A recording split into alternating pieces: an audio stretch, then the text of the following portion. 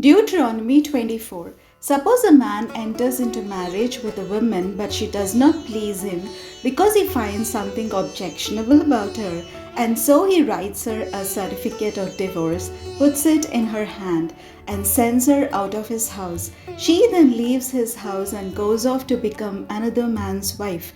Then suppose the second man dislikes her, writes her a bill of divorce, puts it in her hand, and sends her out of his house, or the second man who married her dies, her first husband who sent her away is not permitted to take her again to be his wife after she has been defiled, for that would be abhorrent to the Lord, and you shall not bring guilt on the land that the Lord your God is giving you as a possession. When a man is newly married, he shall not go out with the army or be charged with any related duty. He shall be free at home 1 year to be happy with the wife whom he has married. No one shall take a mill or an upper millstone in pledge, for that would be taking a life in pledge. If someone is caught kidnapping another Israelite, enslaving or selling the Israelite, then that kidnapper shall die. So you shall purge the evil from your midst. Guard against an outbreak of a leprous skin disease by being very careful. You shall carefully observe whatever the Levitical priests instruct you, just as I have commanded them. Remember what the Lord your God did to Miriam on your journey out of Egypt. When you make your neighbor a loan of any kind, you shall not go into the house to take the pledge. You shall wait outside while the person to whom you are making the loan brings the pledge out to you. If the person is poor, you shall not sleep in the garment given you as the pledge. You shall give the pledge back by sunset, so that your neighbor may sleep in the cloak and bless you, and it will be to your credit before the Lord your God.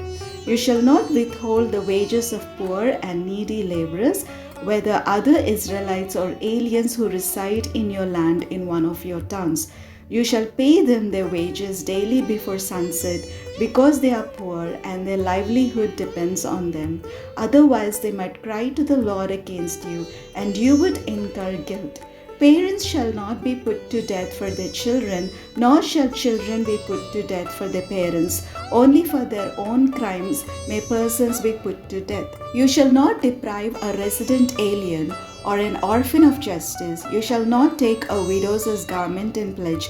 Remember that you were a slave in Egypt, and the Lord your God redeemed you from there. Therefore I command you to do this. When you reap your harvest in your field and forget a sheaf in the field, you shall not go back to get it. It shall be left for the alien, the orphan, and the widow, so that the Lord your God may bless you in all your undertakings. When you beat your olive trees, do not strip what is left. It shall be for the alien, the orphan, and the widow.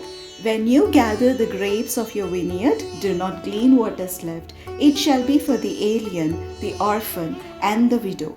Remember that you were a slave in the land of Egypt. Therefore, I am commanding you to do this. Deuteronomy 25. Suppose two persons have a dispute and enter into litigation, and the judges decide between them, declaring one to be in the right and the other to be in the wrong. If the one in the wrong deserves to be flogged, the judge shall make that person lie down and be beaten in his presence with the number of lashes proportionate to the offense. 40 lashes may be given, but not more. If more lashes than these are given, your neighbor will be degraded in your sight. You shall not muzzle an ox while it is treading out the grain. When brothers reside together, and one of them dies and has no son, the wife of the deceased shall not be married outside the family to a stranger.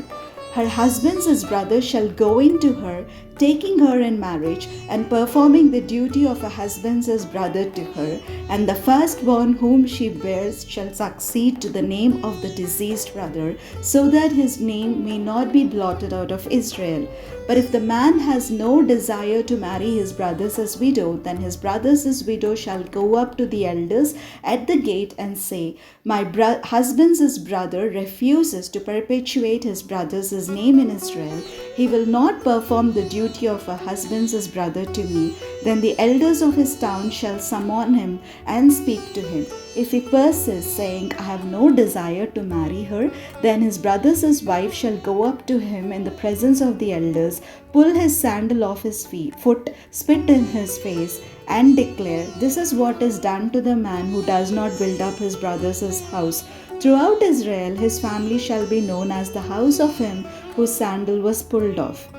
If men get into a fight with one another, and the wife of one intervenes to rescue her husband from the grip of his opponent by reaching out and seizing his genitals, you shall cut off her hand, show no pity. You shall not have in your bag two kinds of weights, large and small.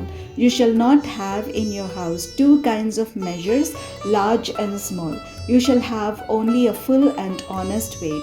You shall have only a full and honest measure, so that your days may be long in the land that the Lord your God is giving you. For all who do such things, all who act dishonestly, are abhorrent to the Lord your God. Remember what Amalek did to you on your journey out of Egypt, how he attacked you on the way when you were faint and weary, and struck down all who lagged behind you. He did not fear God. Therefore, when the Lord your God has given you rest from all your enemies on every hand, in the land that the Lord your God is giving you as an inheritance to possess, you shall blot out the remembrance of Amalek from under heaven. Do not forget.